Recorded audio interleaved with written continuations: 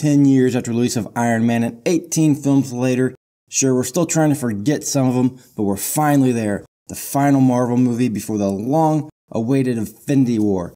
Black Panther, which stars Chadwick Boseman and Michael B. Jordan, is directed by 31-year-old Ryan Coogler, the director of such films as Fruitvale Station and Creed, who is yet to prove he can even really direct a bad movie. And well, I'm here to tell you, he's still undefeated, 3 for 3.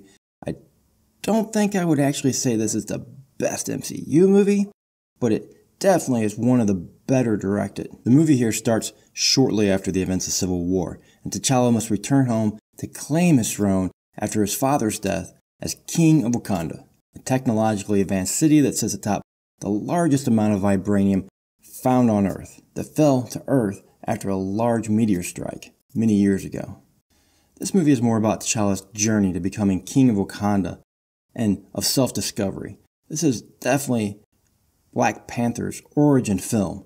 He's forced to examine his father's rule before him and struggle with the question of how he wants to rule Wakanda after his father's death. The movie is about family and politics and does not rely just on scaling buildings and jumping from car to car like we've seen in the trailer to keep you entertained. Even though the chase scene was pretty badass, and how nice was it to actually see the real Andy Serkis in a movie, or is he? I question, how do we know just an Andy Serkis playing Andy Serkis? And thank you Ryan Coogler and Michael B. Jordan for finally giving us a satisfying Marvel villain in Killmonger that we can all understand. The best villains are always the ones that have the real motives that we can all look at and say, you know, he's kind of right about that.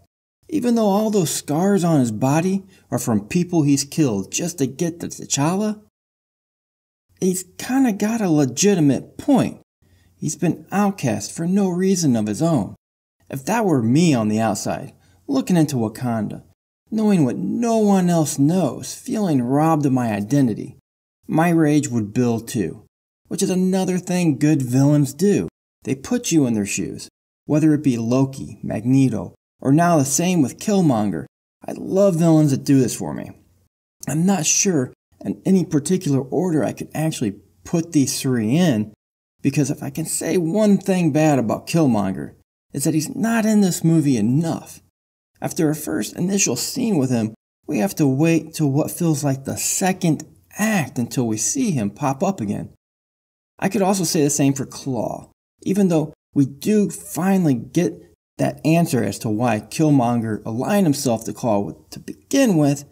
I think they could have still did a little more here with these characters.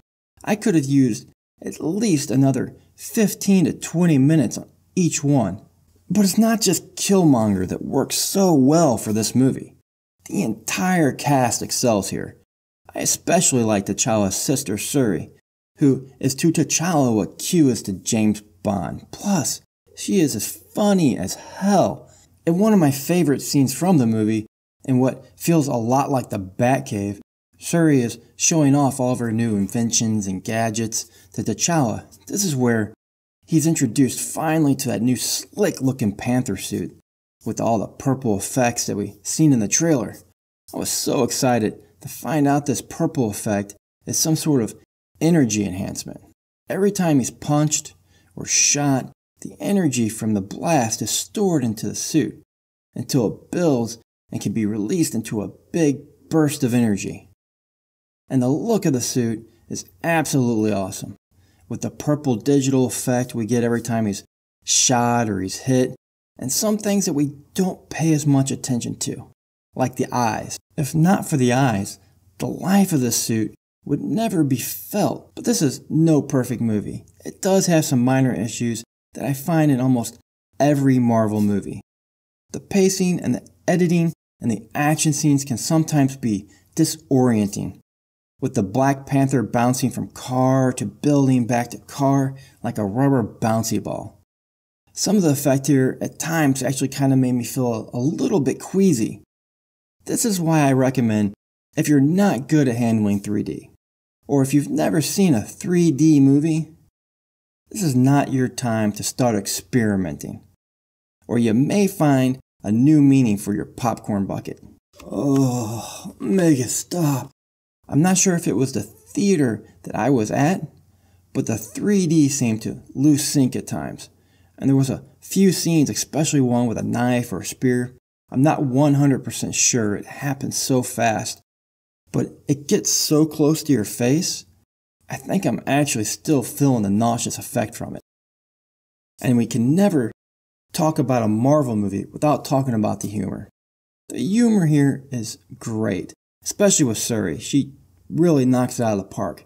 But I could tell that Marvel decided on this movie to go ahead and scale back a little bit. There's not quite as much humor in this film as in the previous films like Thor Ragnarok and the Guardians of the Galaxy. But overall, I had a great time at this movie, and I would have to recommend it to anybody. I'll give Black Panther an 8.5 out of 10. And one other point that I do want to make with this movie, I've heard on the internet a lot of people saying that this is a must-see, which it is. I would recommend definitely going and seeing Black Panther. But a lot of people are saying that this directly ties into Infinity War. I didn't really see that. I seen a standalone Black Panther movie. I didn't feel like anything here is directly tied into the Infinity War. Except for maybe the Captain America's shield that we see in the new trailer. That could possibly tie into this movie. But everything else here is definitely just a standalone Black Panther movie. Thanks to everybody for coming out and checking out my review of Black Panther. If you'd like to be part of the adventure, hit subscribe below and join the quest.